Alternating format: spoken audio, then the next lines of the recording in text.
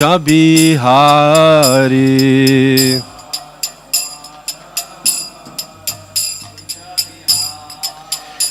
Jayo Radha Madhava Kunja Bihari.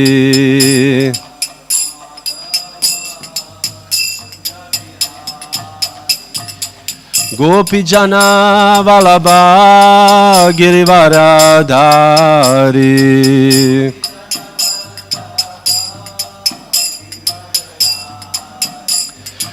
Gopi Jana Vallabha Girivaradhari. Yashodanandana Braja Janaranjana. Yashodanandana Braja Janaranjana. Yamunatira Vanachari. Yamunatira Vanachari. Jayo Radha Madhava Kunja Bihari.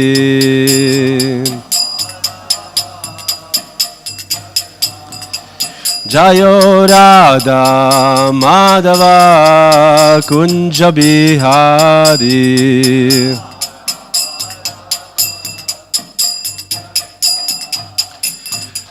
Gopi Jana Vallabha Girivaradhari.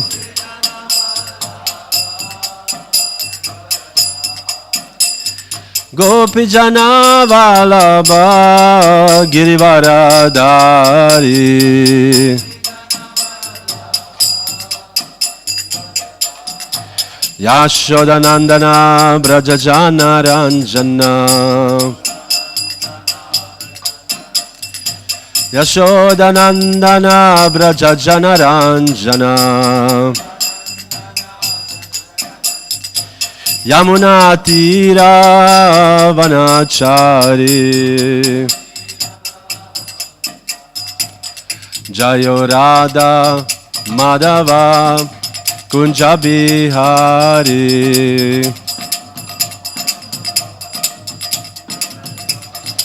Jayo Radha Madhava Kunja Bihari.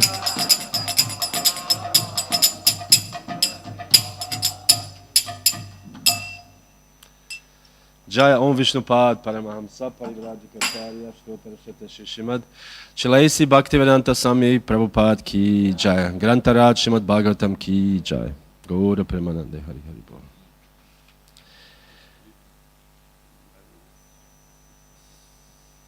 Hare Krishna. Hare Krishna. We are very happy to have the association of His Grace Jai Sachinandan Prabhu and his good wife Nitya Manjari Mataji. They have come to bless us all the way from Germany through Vrindavan to Pune, and they have been spending around last almost 2 weeks. 2 weeks, yeah. Yeah, 2 weeks here blessing us. Prabhuji joined the movement in 1991 in Germany when he met the devotees, got Srila Prabhupada books, and immediately committed himself in very early age. And since then he has been 17 years he served in the mission as a brahmachari. And he truly served internationally because he was serving as a Sankirtan leader, a new Bhakta trainer, even as a president in several temples across Europe and United States and within India. India also has traveled very widely in the bus, Sankirtan bus, distributing books in different parts of India. And then he has been president of several temples, especially he has that ability to stabilize temples and then hand it over and then move on to the next temple. So he's a very flexible personality who loves to serve devotees. And that's why we saw when he came here 2 weeks back and most of us were going for the Kartik Yatra, he volunteered along with Mataji to serve in any way, any possible way he can help. And this is a great quality, a great demonstration of deep service attitude when we are so flexible to serve in any role required. So he has been doing that very well, a very wonderful book distributor and preacher and manager. And HareKrishna Nityamanjari Mataji, she joined ISKCON in 1995, and she takes care of the deities very well. She cooks for the deities, dresses the deities, organizes devotional festival for the devotees and the deities. And she has been serving in Germany in several temples. In Berlin there's a temple, and there's a Goloka Dham and Simhachalam, 2 more centers. So there she has been serving. And for a very short time they have been Grasthas, and now they are Vanprasthas for last 3 years. And they are just, traveling and preaching and participating in chanting the holy names, distributing the books in India, and now they are on the way to Germany, where they'll participate in the marathon and the Sankirtan festival there. So we feel very blessed to have both of them here, although for a short duration, and to associate with them. And we are fortunate to hear the Srimad Bhagavatam class today from His Grace Jai Sachinandan Prabhu. So let us thank them and express our gratitude to them to be here with us by once loudly chanting the Hare Krishna Mahamantra. Hare Krishna, Krishna Krishna, Hare Hare, Hare Rama, Rama Rama, Hare Hare. Jai Shri Prabhupada ki jai, Revati Pati Prabhu ki jai. Thank you for such a long introduction.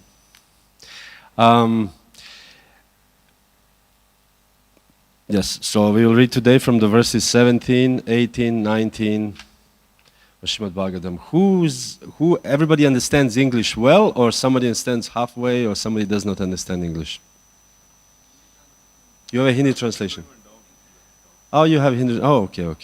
So Hare Krishna, the Hindi devotees also. So, so reading from text 17 first. This is what we have on the board? Shri Angira Vacha Aham te putra kamasya Putra dosmyangiran ripa Esha Brahma Sutta Sakshan Narado Bhagavan Rishi. So please, because we have 3 verses, anybody like to check? Shri Angira Vacha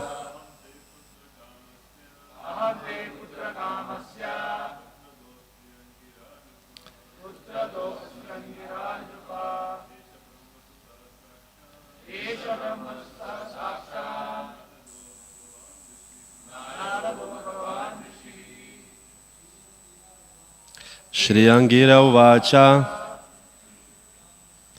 Ahante putra kamasya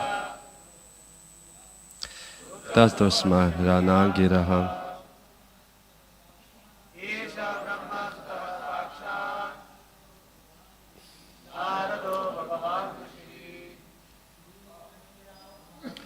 Shri Angira Vacha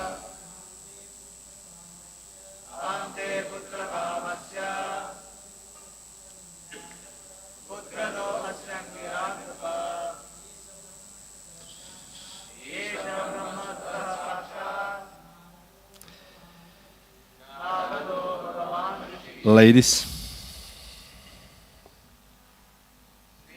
Durvacha,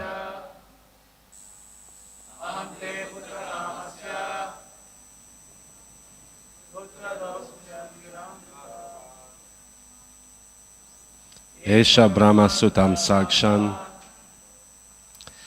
Narado Bhagavan Rishihim, Shri Angira Vacha. The great sage Angira said, Aham, I, te, of you, putra kamasya, desiring to have a son, putradha, the giver of the son, asmi, am, Angiraha, Angira Rishi, Nripa, O king, Eshaha, this, Brahma Sutaha, the son of Lord Brahma, Sakshat, directly, Narada Muni, Bhagavan, the most powerful, Rishihi, sage. Angira said, "My dear king, when you desire to have a son, I approached you. Indeed, I am the same Angira Rishi who gave you this son. As for this Rishi, he is the great sage Narada, the direct son of Lord Brahma." Now text 18 and 19. Itam tvam putra loke shokena magnam tamasi dushtare atad arham manusmritya mahapurusha gocharam anugrahaya bhavata prapta avamiha prabho brahmanyo bhagavad bhakto nava.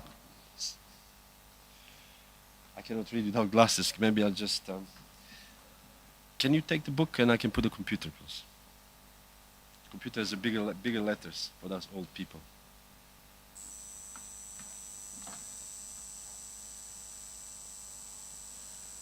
So, Brahmanyo Bhagavad Bhakto Nava Saditum Arhasi. Translation: My dear king, you are an advanced devotee of the Supreme Personality of Godhead. To be absorbed in lamentation for the loss of something material is unsuitable for a person like you. Therefore, we have both come to relieve you from this false lamentation, which is due to your being merged in the darkness of ignorance. For those who advance in spiritual knowledge, to be affected by material loss and gain is not at all desirable. If you understand what's going on, this is the sages giving a hard time to the king, chastising it a little bit, which is one aspect of the spiritual life. We get sometimes praised, sometimes we get chastised, sometimes we get beaten in the head by the material energy. This is all part of the process of making advancement in Krishna consciousness. Purport by His Divine Grace, Srila Prabhupada. Several words in this verse are very important. The word Mahapurusha refers to advanced devotees and also to the Supreme Personality of Godhead. Maha means the Supreme and Purusha means person. One who always engages in the service of the Supreme Lord is called Mahapurushika. Shukadev Goswami and Maharaj Parikshit are sometimes addressed as Mahapurushika. A devotee should always aspire to engage in the service of advanced devotees, as Srila Narottam Das Thakur has sung. Tandera charana sevi bhakta sanevas janame janame hai abhilash. A devotee should always aspire to live in the association of advanced devotees and engage in the service of the Lord through the parampara system. One should serve the mission of Sri Chaitanya Mahaprabhu through the instructions of the great Goswamis of Vrindavan. This is called Tandera Charana Sevi. While serving the lotus feet of the Goswamis, one should live in the association of devotees, Bhakta Sanevas. This is the business of a devotee. A devotee should not aspire for material profit or lament for material loss. When Angira Rishi and Narada saw that Maharaj Chitraketu, an advanced devotee, had fallen in the darkness of ignorance and was lamenting for the material body of his son, but their causeless mercy, they came to advise him so that he could be saved from this ignorance. Another significant word is Brahmanya. The Supreme Personality of God is sometimes addressed by the prayer Namo Brahmanya Devaya, which offers obeisance unto the Lord because he is served by the devotees. Therefore, this verse states, Brahmanyo Bhagavad Bhakto Nava Saditum Arhasi. This is the symptom of an advanced devotee, Brahma Bhuta Prasanatma. For a devotee, an advanced, self-realized soul, there is no cause for material jubilation or lamentation. He is always transcendental to conditional life. Om Agyana Timirandasya Gyananjana Shalakaya Chakshurun Militam Yena Tasmai Shri Gurave Namaha Shri Chaitanya Manobishtam Stapitam Yena Bhutale Swayam Rupa Kadamayam Dadati Svapadantikam. Hare Krishna. It is interesting, just a small remark before I start, is that when you hear, Prabhu was saying he did this, he did this. I was thinking, who is this that did this? I don't remember, because it seems so long ago. And in devotional life, every day, there's so much new things are happening that what happened 30 years ago, 20 years ago, you think this was some other person. This was not me. Bhaktisiddhanta Saraswati Thakur wanted to print a daily newspaper, the HareKrishna daily newspaper. So I don't know if you have ever printed daily newspaper, but I met one devotee is actually Mayavadi, but he was from Kerala. That was some years ago. And he was a businessman before, and he was very much into this printing business. And he printed a daily business newspaper in Gujarat. Daily. Imagine, what can you write about daily, every day about business? But he printed and he said it was so intense that he in the end anyway died. So he had the vision of Krishna, so different story. But the point is that, and Krishna told him, you should give this up and become my devotee. That's how he became devotee. But the point is that you can print the daily newspaper of, and Bhaktisiddhanta Saraswati wanted to print HareKrishna newspaper every day. So the disciple says, Maharaj, what are we going to write every day? This is so much to, every day, column this, it's lots of to write. Bhaktisiddhanta Saraswati said, if this puny, tiny, boring material world can have so many daily newspapers, the spiritual world is full of transcendental, it's also expanding. It's full of transcendental pastimes that we can print, not just daily, we can print paper every minute. So like this, in the life of a devotee, each devotee, when you look back 5 years or 10 years ago, and somebody you ask, how long are you in movement? I'm 7 years in the movement. And these 7 years, just think how many things have happened in your life. But not necessarily externally, how many internally. When you see the darshan of Jagannath or Radha Vrindavan Chandra and you have some special mercy, you pray and the flower falls from Radharani's garland and you think, wow. And you go to your mother and you said, your mother asked you, what happened today? And you said, the flower fell off the Radharani's, and you were, okay, Some, material people, if your parents are not somewhat spiritually inclined, they cannot understand how many things can happen in a devotee's life. How many, every moment, every darshan we have, every offering obeisances, anything that happens to our life is actually so enriching and so many things are happening. So we become, as this verse here, which I actually would quote, that when the sage Angira was chastising a little bit, having out, as we say, or as they say in the West, he gave him a sauce, in America. Anybody is from America here? You from America? No. They say he gave him a sauce. That means that somebody gave you a really hard time.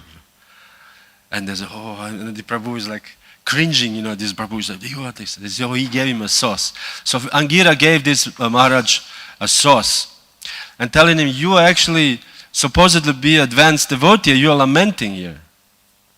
What is this? And this is the verse, as you know, a famous verse, Kutastvam Kashmalamidam, from the Bhagavad Gita, that Krishna tells Arjuna, what is this weakness? How has this weakness come above you? Anarya Jushtam, this doesn't befit to Aryans. And Arya, actually, I'm not a Sanskrit scholar, but in the Sanskrit dictionary, and Prabhupada also explains that Arya means progress. So Aryas are the people who are making progress in their lives. Because whoever doesn't practice spiritual life, does not make progress. So therefore they are not Aryans. Arya means progress, progressive. Of course, later on people have a different concept of what Aryan means, but this is what actually our philosophy says. I happened to leave and it was a long story, but after many, many years I was visiting my hometown. Many years I didn't visit. And when I came back, I realized these people did not move 1 inch in their spiritual life. Nothing. They had the same karma, doing the same thing, And I was watching them, I was thinking, wow, this is like, I don't know if you watched, of course, you are great devotees, but if you watched this film called Matrix, and this is where these people who actually have this more knowledge, they're walking on the street and people are walking like machines, people on the street, eating, going their daily life. But those who have knowledge, they realize this is just machinery going on. So this is exactly what's going on. The devotees are Aryans, meaning they're making progress in their spiritual lives. So anarya jushtam. This doesn't befit to the Aryans. This is what's going on here, Krishna told Arjuna. And why? Because Krishna tells Arjuna that not just that, but your activity carries a consequences. Whatever we do carries a consequence. Everything we do, anything we do carries consequence. If you wake up at 4 o'clock in the morning, it carries consequence. You come to Mangalartik and you become blissful. This is the consequence. If you decide, okay, I will sleep today, and instead of, what is that? You put F, Forgot. If you put F, then it's not so blissful, So, what is that? When you come, you put P, present, yes. So better to have a P than F, Because by our having P, our consequence will make spiritual advancement. We'll see the deities. Imagine such an auspicious thing in the morning. You wake up and deity said, "Oh, my dear, whatever, Santosh." Where is Santosh? I don't know. I see here. My dear Santosh. Oh, here is Haribo.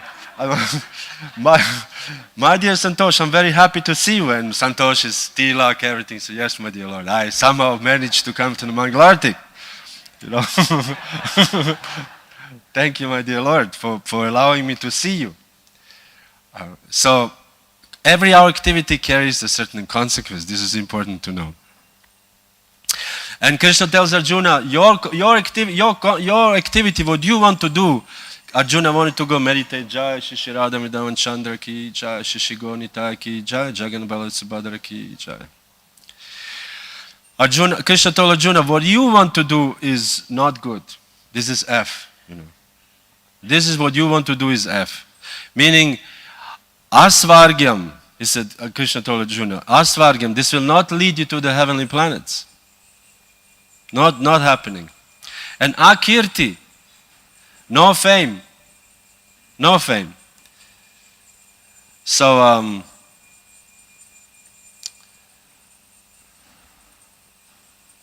let me see what else we have here.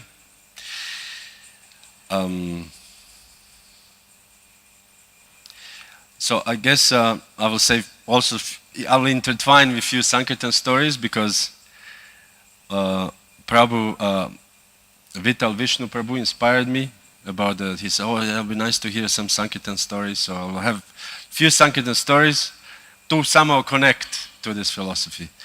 Hare Krishna Prabhu. So one is that, first of all, this king is lamenting.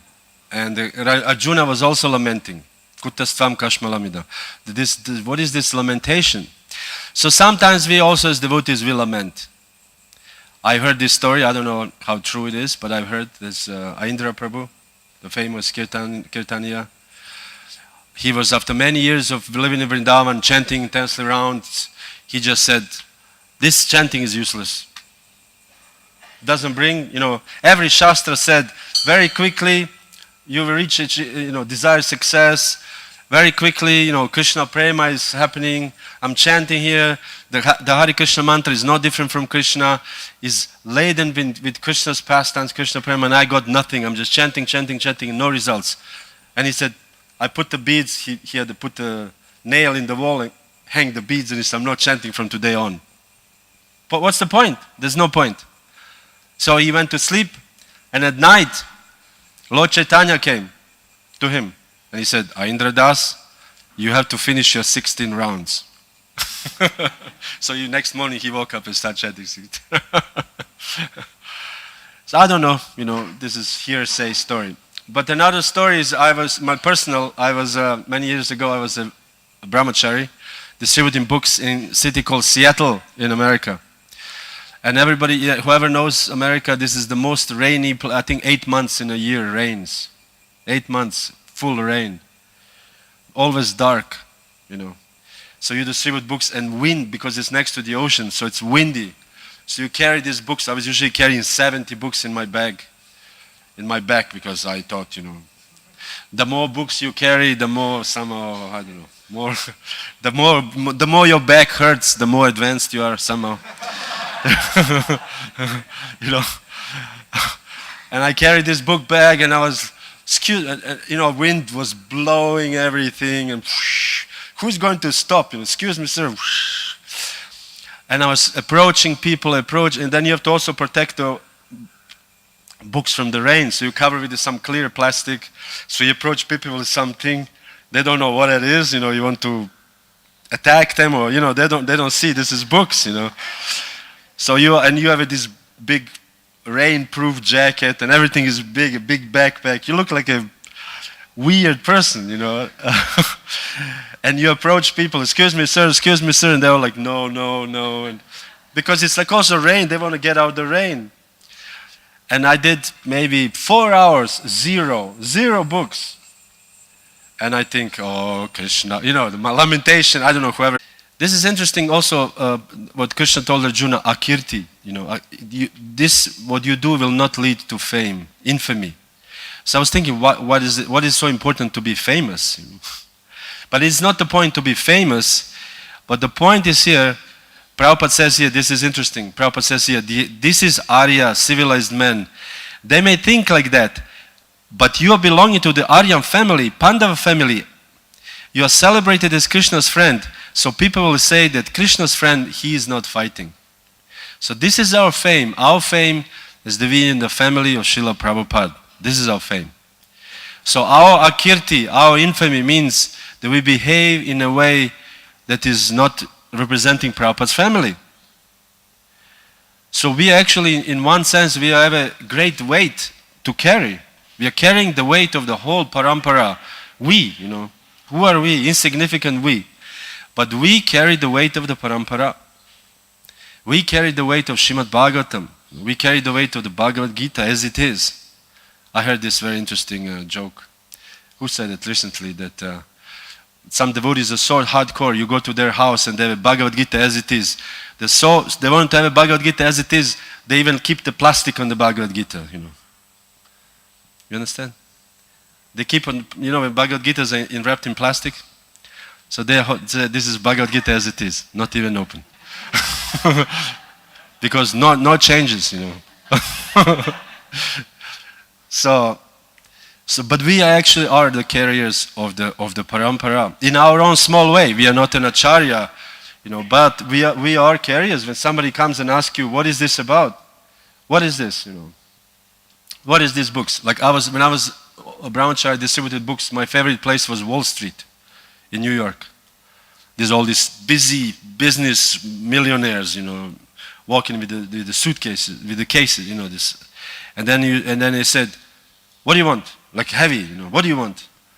I said, well, I have this book. He said, you have 20 seconds to tell me what is this book about. So in 20 seconds, you have to explain the whole Omagyana Timirandasya, Shri Chaitanya Manobishtam Stapitam, you have to explain in 20 seconds, quick. And then he looks at you and he likes it, he gives you money, he takes the book and walks away. No speaking, no time. So we are actually the carriers of parampara. And also it is our you can say duty also to give this to other people. This is also a heavy weight. We have to actually present, you have to go out there and tell people about Krishna. This is not easy, not at all easy.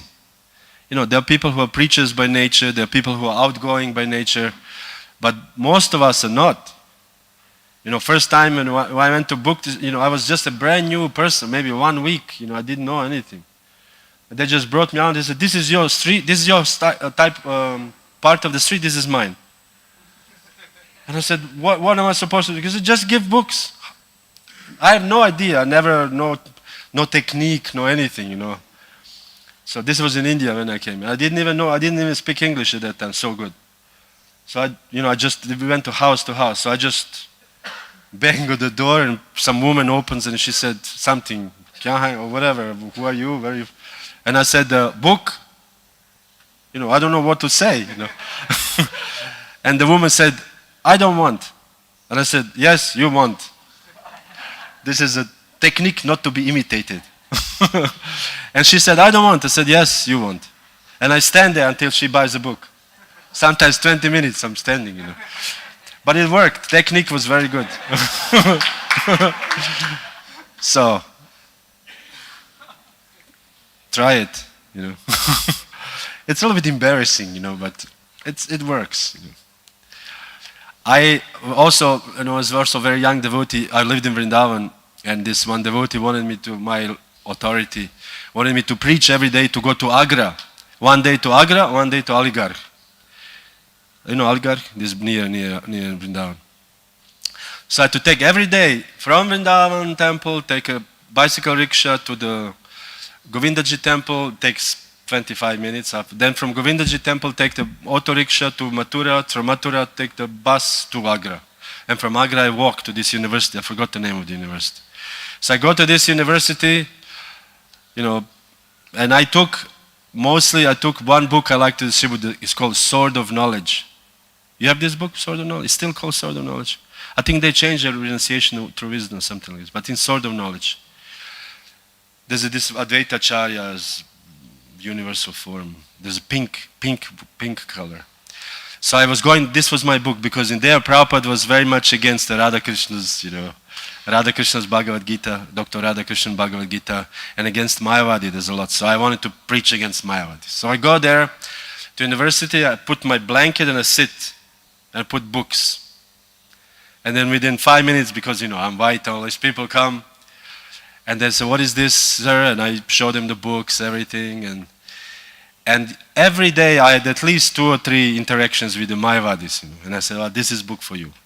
And once I had a big fight with one person, He came with a motorcycle and he said, "What is this?" And then he started talking about Shankaracharya, this and that, and I said, "No, different arguments, this and that." And then in the end he said, "Let's argue. And whoever loses," he said, "What? Something, if he loses, I don't know what." I said, if you lose, you have to buy my sword of knowledge from me." And he said, "Okay." So we argued, all these people, maybe 50 people around us, And I was thinking, Prabhupada, save me, because he's probably a scholar, I'm not, I was a young devotee. So I was praying to Prabhupada to give me intelligence to say right words. And somehow by the grace of Prabhupada, he lost, And all these people applauding, 50 people. And he was so red he was so angry. And then he gave me the money, I said, "I'll give 10 rupees more, So he gave 10 rupees, whatever, I don't remember the price. And he took the book and he was sitting in the motorcycle and angry, drove. And I was like, yes. Prabhupada has won, So this is how we carry the weight of the parampara. We are not big people. We are not great, whatever, But we carry the weight in our own small way. In our own small way. What else we have? For example, we had once in one temple, we just took over this temple. It's long. Temple was something, not financially doing well. So we kind of wanted to help the temple for some time. I had a team of 5 brahmacharis. So temple didn't have any books. So I said, "Do you have any books?" He said, "Well, in the attic, up there we have some old ripped off." And I said, let's give everything. So we went upstairs in the attic, all this cobweb everywhere. So we took the books, we cleaned them up a little bit. Some book didn't have a front cover, some books had ripped, and then there was a whole 2 boxes full of Srimad Bhagavatam, the chapter of Prachetas. So how do you distribute books on Prachetas? We had, 100 books. So I said, let's try it. So we just went out and he said, "Excuse me, sir, do you know who are the Prachetas?" And people said, "No." So this was our mantra. "Do you know who the Prachetas are?" "No, never heard." So these are the Prachetas. So we spoke about the Prachetas, And it worked. This was gone like anything. Prachetas with the best distribution, we had. So Prachetas ki jai. So we realized then that anything can go, because Krishna is so attractive, Anything. So we had just some old books. I don't know what else we had, and we just said, "Let's go everything." We had our second chance. This is another thing, because I distributed in a black city, like 80% black city, Philadelphia, And so when you show the book, second chance. These are the things where they take the soul out of the body, the Yamadutas. When black people see this, they say, no, this is devil, Then nobody wanted to take. And somehow or other, I got like 20 boxes of these books, I was thinking, how I'm gonna go do this, So then we start praying to not to the Yamadutas, but to Yamaraj. And please, by your grace, your Yamadutas can distribute books, And slowly, people start buying the books. And the best was one black man. He was coming every day. He bought 2-3 books, but he likes us very much. So he came, and he said, you know what? You are not doing it properly. I said, what do you mean? He said, you don't know how to distribute these books. I show you. And he's like a non-devotee person, complete non-devotee. He just met us 2 days ago. And he took the book. He said, you gotta get a second chance. This is a second chance. And people start coming. He said, you may not have a third chance, but second chance, you have second chance. And people, and he sold, I don't know how, 10 books within 1 hour. And I said, wow. He said, this is how you sell these books. We were like, okay, then we start also using this second chance. So Krishna, he was the carrier of the parampara in his own way. So Krishna uses, we are the Prabhupada soldiers. This is our fame. Our fame is that we are Prabhupada soldiers, that we are actually servants of Prabhupada. When people see us after 20 years, 30 years, 40 years, we still have tilak, we still have short hair, no beard. And then people say, wow, this is actually amazing. Even just that you stay in the movement for many years, it's an amazing thing. It's a very, really amazing thing that you see somebody for so many years. I see sometimes in Vrindavan or Mayapur, you see these old devotees, nobody knows that they exist. And I know them from at least 30 years, and I know they're older.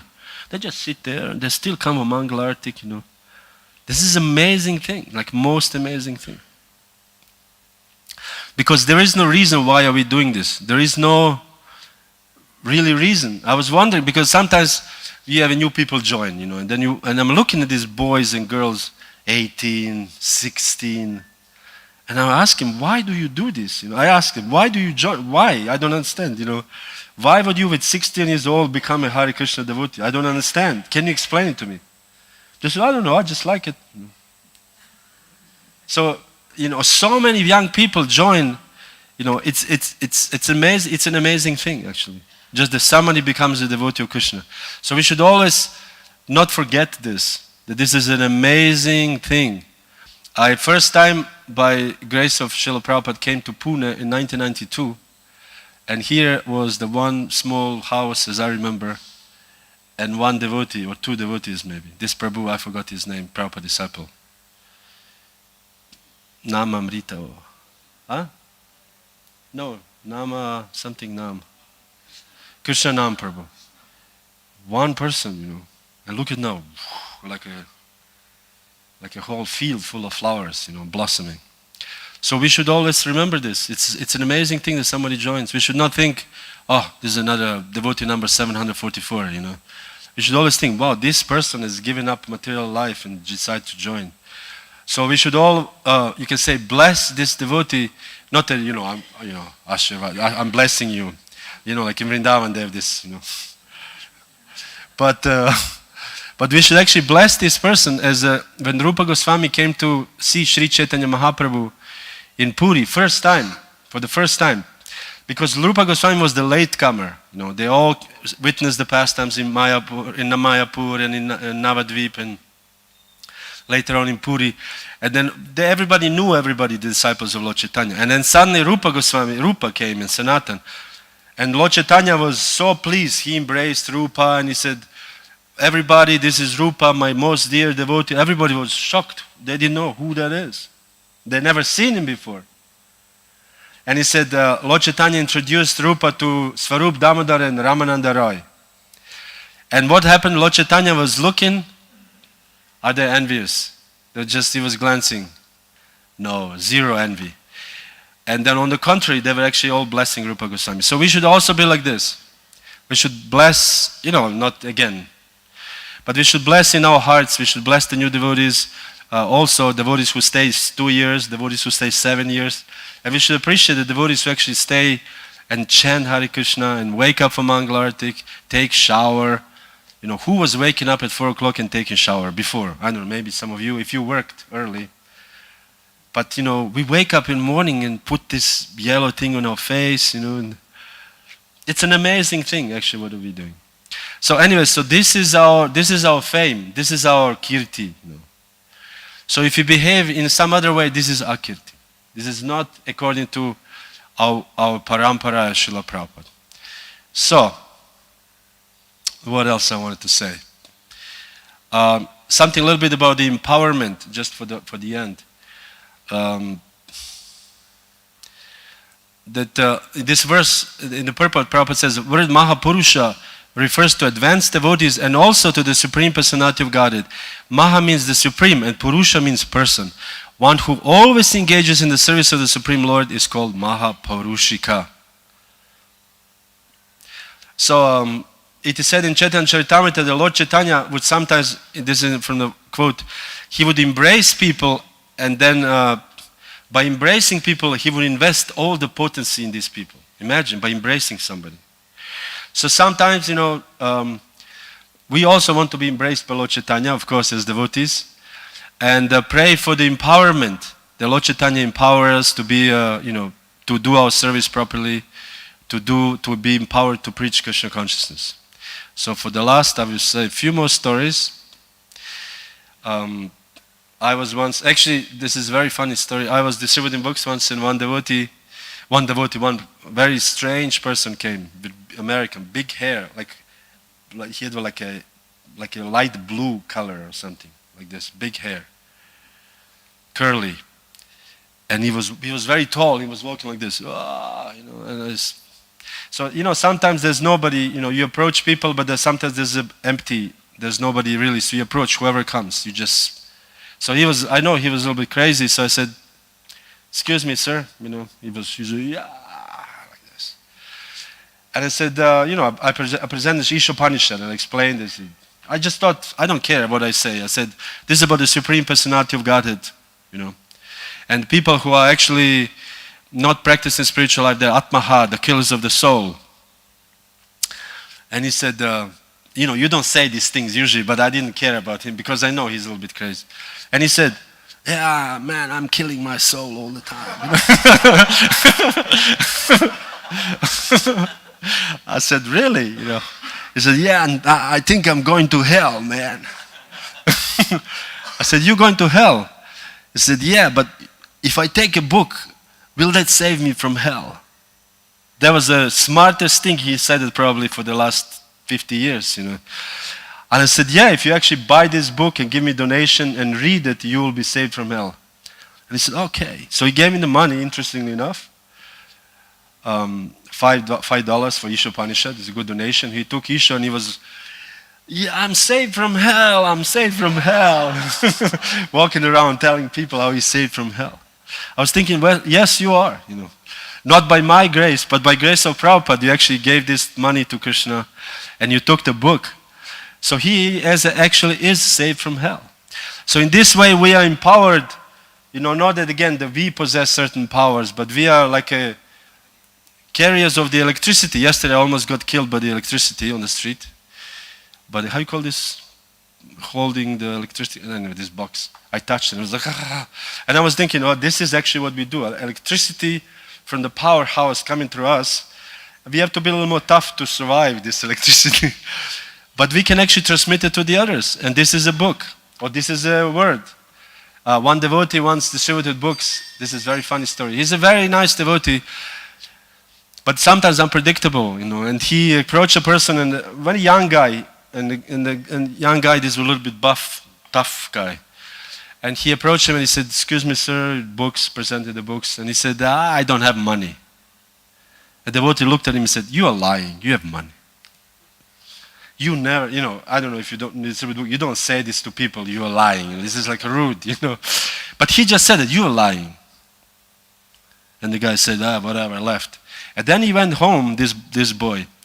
And he said, he was thinking, the first time in my life, somebody is speaking the truth. For the first time, because he had $1,000 in his pocket, he wanted to buy some, drugs. He said, for the first time, somebody actually told me the truth, and he was so impressed. So next day he came back, he took 2 books, and he's speaking to a devotee for 2 hours, and he came next day, and then he became Sankirtan devotee himself. So sometimes Krishna empowers people to say things, or sometimes, every devotee knows this. You distribute books, and sometimes Krishna said, I need to take a book, and he said, I don't want. Anyway, it's your birthday today, you have to take a book. And he said, how do you know? And he said, yoga, meditation, We do it all the time, I said, wow, okay, I'll take a book, man. Sometimes Krishna empowers you to say certain things. So, I think this is enough, 9 o'clock. There's some more, but I think it's... Sorry? 9:10. The last story. Let me see what's the last story. I have one devotee who was distributing, and he was so, he really felt for people. He was very nice, good-hearted person. So when a person said no, he said, why? He cannot understand why you don't want such a nice book. And the person said, I'm not interested. But this is such a wonderful book. And the person said no, and he kneeled on the ground and like this, like kneeling, and he said, please take a book. So everybody, how can you not take a book, Imagine on the street in this, spit everywhere, and people take a book, And another devotee, I wanted to say about empowerment, is this devotee was very, I don't want to offend, but kind of useless, with all respects, He could not do any service, like any. I asked him to clean, he doesn't know how to put water, he didn't know anything, he could not do any service. So can you clean? He doesn't know how to clean properly, or doesn't know how to wash. You don't have people in India like this, but I don't know, it's, also, he just couldn't do any service. So I was thinking, what am I going to do with this person, You have to engage him in, my service is to engage him in devotional service. So how do I engage him in devotional service? As he's already like a week in the temple, and I said, how about if you go out on book distribution? He said, okay, he does whatever I tell him to do, so he said, okay. So he took some books, and he went out and he did one Ishopanishad. 50 cents, he gets 50 cents. I said, wow, great, just do every day. So he was going every day, and he would do one Ishopanishad, 2, 4. He sat 6 hours on the street, and he speaks like this. Excuse me, sir. Would you like to one book? You cannot really hear. You have to kind of come close. And he does one book a day, one Ishopanishad, or one Nectar of Instruction, small book. And then he started doing 2, for like $3. And then he was doing this for months and months and months. But I was happy, he's engaged and he's doing some service for Krishna, and he does one book, it's fine. And then one day we had a festival in our temple. We invited many people, there was a nice festival, lots of guests. But at the same time there was a street fair. I don't know if in India you have a street fair. They close the street, big street, and they put vendors, they sell things and people come, and it's a street fair. So he said, I want to go to the street fair to distribute books. Can I go? I said, sure. So he left. We had a festival, carried away with the festival. Then he came back in the evening. How did you do? He said, he did 35 maha big books. He said, how? He said, I don't know, just people just take a book, I don't know. And then I said, because we had at that time the rule, the people who distribute more than $100 a day, it's not materialistic, but they go to the airport, because the airport is very good for book distribution. Very easy, nice, very nice clothes, no rain, no sun. You just stand there, AC, very nicely speak. People have money traveling in the airplane. And street devotees, have to struggle, cold. Street people, the beggars, the police. There's always some problem. So he started doing over $100 a day, so he became an airport devotee. and I was like, wow. And he's not doing 35 books every day, 30, 35 for like $150, $200 a day. You're like, wow, pretty good, But he was still the same. He was still like this, speak like this, And then what happened on the end? The airport authorities, they want to cut us down, And they gave us only, this is like an airport wall. And they gave us 1 meter from the wall, they put one red line. Like here, did you have this line here? It's like 1 meter closer to the wall. And it was the red line. And they said, you're allowed to stay only in this area. If you step out, 1 step, we'll arrest you. The police is standing and watching us. So how do you know, people are walking there, 20, 30 meters, and you're standing there in the wall. Hello, excuse me. And even if you say, excuse me, people say, yes. But you're not allowed to go to them. You're just, can you come here, please? They said, no. So it was kind of difficult, And he would just say like this, excuse me, sir, excuse me. Like whispering, and people, yes. And they stop and they walk to him. And we were like wondering, how did you do this? We are like, hello, Hare, how's it going? Come here, come here. And he says, excuse me, sir. And he doesn't say, come here, he just says, excuse me. And they all like, to him. And he's doing so many books, just like this. So this is called empowered. So, Srila Prabhupada ki jai.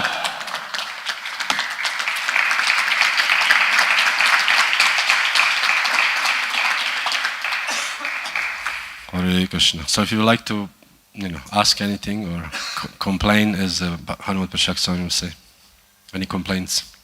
Yes, Prabhu.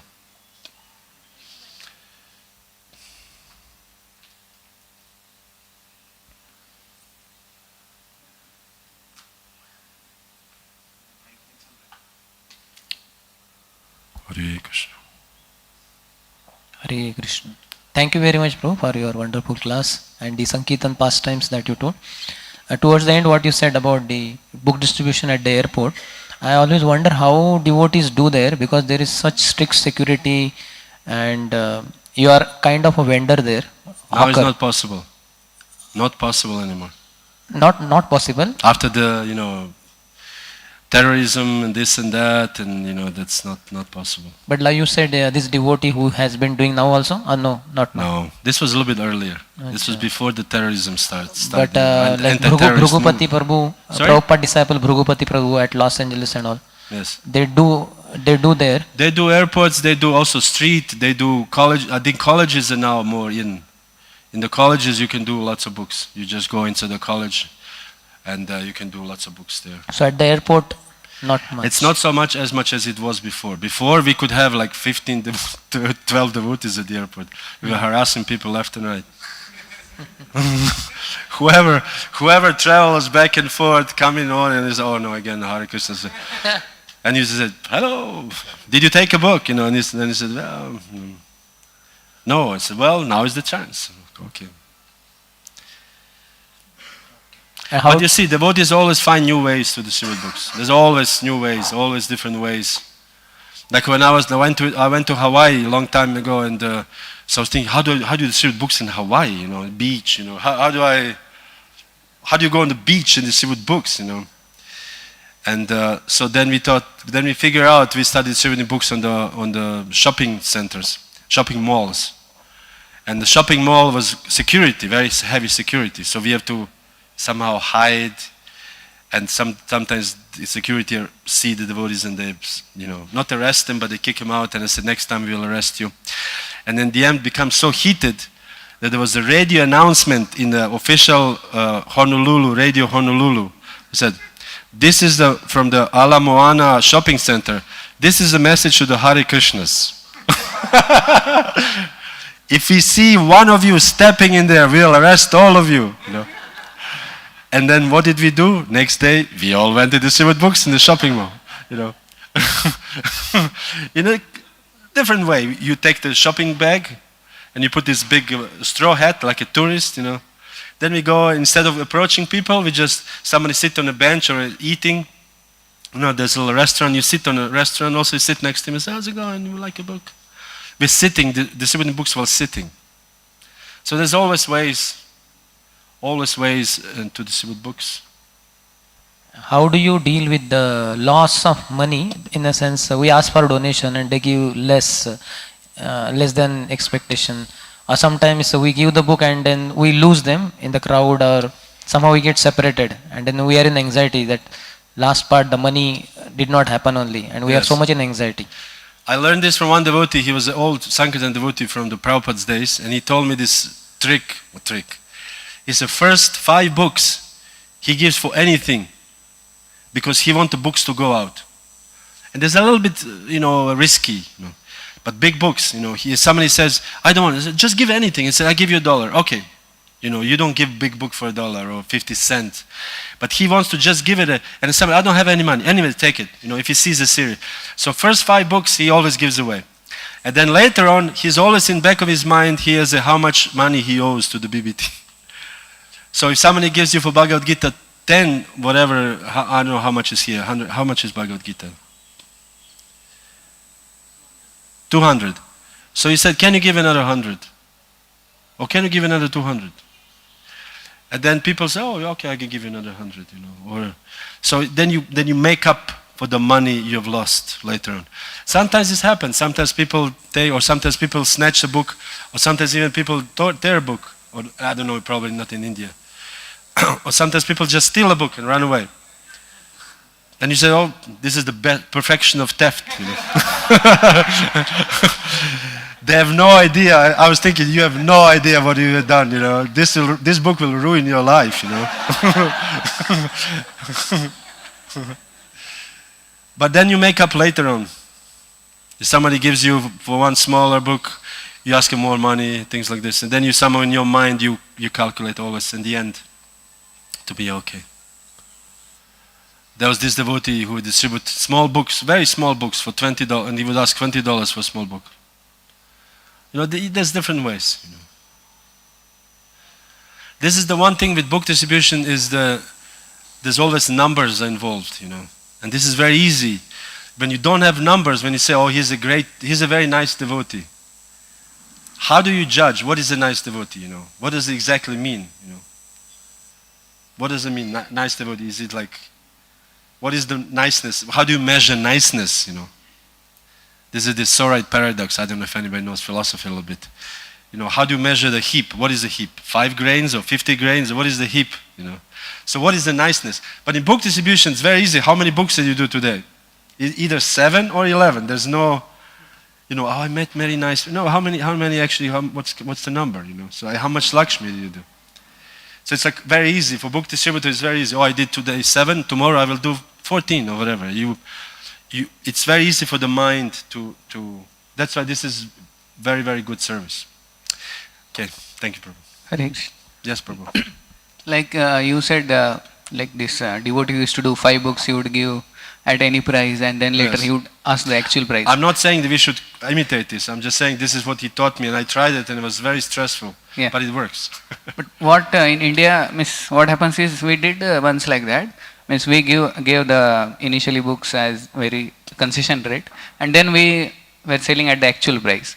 But what happens when these people meet later, who got very cheap rate Bhagavad Gita and which we sell at the actual price? When they compare, then they blame ISKCON. That ISKCON is they are having profit, and then the name of ISKCON is spoiled. Yes, that's why, as I said, this should not be imitated. And also, especially if you do a smaller place. If you do smaller place, you don't do so much on quantity, you do on quality. It's in the back.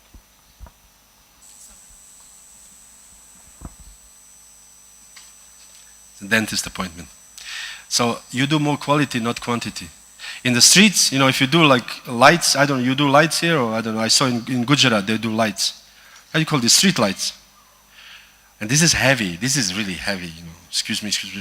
But then it just, But if you do a small town, if you do even village, in Germany, in Austria, there's a village with 200 people. You cannot go and take a book and you cannot do this. If people said no, it's okay, nice, because you come back again to the same village. So smaller places quantity, bigger places. Smaller places quality, bigger places quantity. But the emphasis is also on quality. The people remember you. You actually represent in ISKCON, and you're, especially nowadays, age of, media and everybody. I saw one video of somebody, look at this is the reality of ISKCON, and some devotee was knocking at the door of the car, and he opened, and he said, I don't want a book. And he said, but take a book, kind of a harassing person. He was harassing the person, So this is all over media, This is not good. So we should try to be nice, and by the same time determined.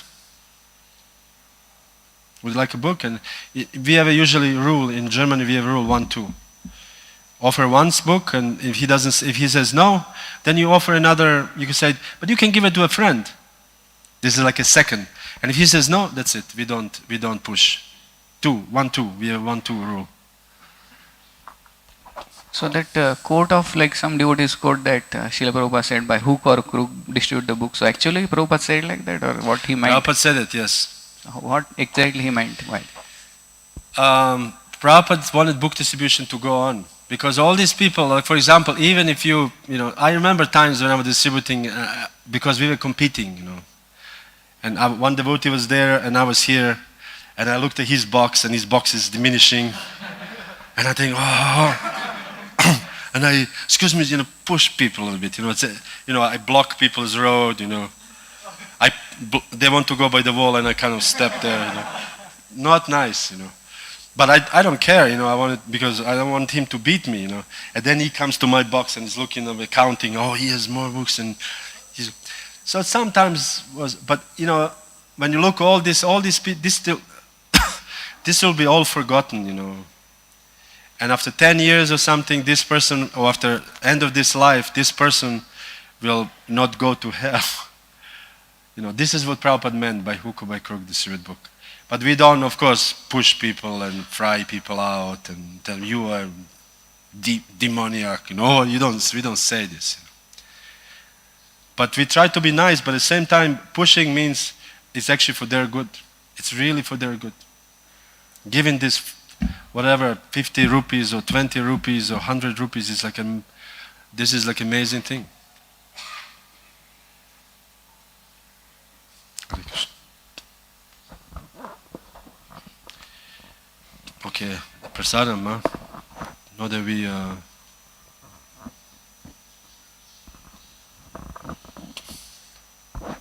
Thank you, Prabhu, for such a wonderful class. Hare Krishna. Prabhuji, we know that Srila Prabhupada used to call Tripurari Prabhu as a book incarnation personality. Yes. And he was very innovative, very creative, and he does whatever to please Prabhupada. Yes. But if you see in his case, he is little pushy also, but same time he does things in a very smart way. But now we just spoke about that we should not push too much because it's harassing people. Yes. So what is the best thing we can do so that it's a win-win situation? The best thing you should do is to wake up in the morning and chant your rounds very attentively. Not you, but I'm saying. Of course, that's one of the 4 keys of book distribution. That's strong sadhana, get books, whatever. That is there. So then you go out and then you say, I, the one devotee, we decided, let's just forget about the techniques and let's just push sadhana, heavy sadhana. We woke up at 3 o'clock in the morning, chanting like our life depends on it, Hare Krishna, Hare Krishna, Krishna Krishna, Hare. And then we read exactly, very, very fired up, And then we went out and our mantra was, excuse me, sir, I'm a monk and I'm distributing these books. This is the mantra, nothing else. We just wanted to see how the sadhana, experimenting, how the sadhana distribute books. And we start doing 50, 60, 70, 80 books a day. Just by this heavy sadhana. So I think this is the number one thing. And later on, you can also, like Navina Nirada Prabhu, he comes here, is it? Yeah, he's actually incarnation of book distribution. He actually is the incarnation. If anybody in the world is incarnation of book distribution, that's Navina Nirada. Prabhu. He can see your mind and he just drives around. There was once we were in New York distributing books and Navina came and he said, I will show you how to distribute books. So on the corner, one devotee distributes books and a person takes a book. Navina waiting for him in the next corner. So he walks and he said, Did you take a book yet? And he sells him 2 or 3 or 4 more books to the same person. So there's different ways, you know. But it's not necessary to know the technique in reality. The reality is just if you just have a really desire and be really, really spiritually surcharged, Krishna will inspire you what to take. And I think the time is. Yes, thank you so much, Prabhu. I thank you very much for your attention. Srila Prabhupada ki There's some announcements jai. here. Okay.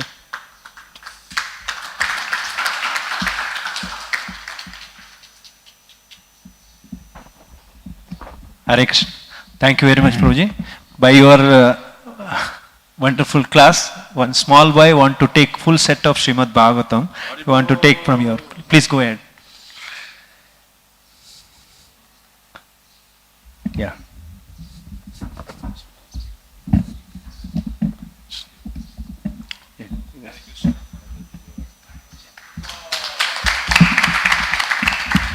Haribo.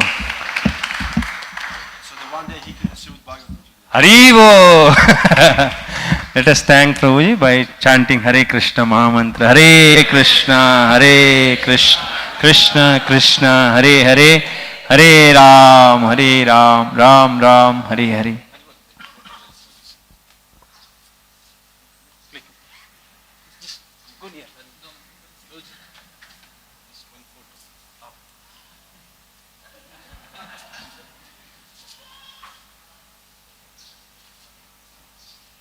After 7-8 years, he becomes big book distributor.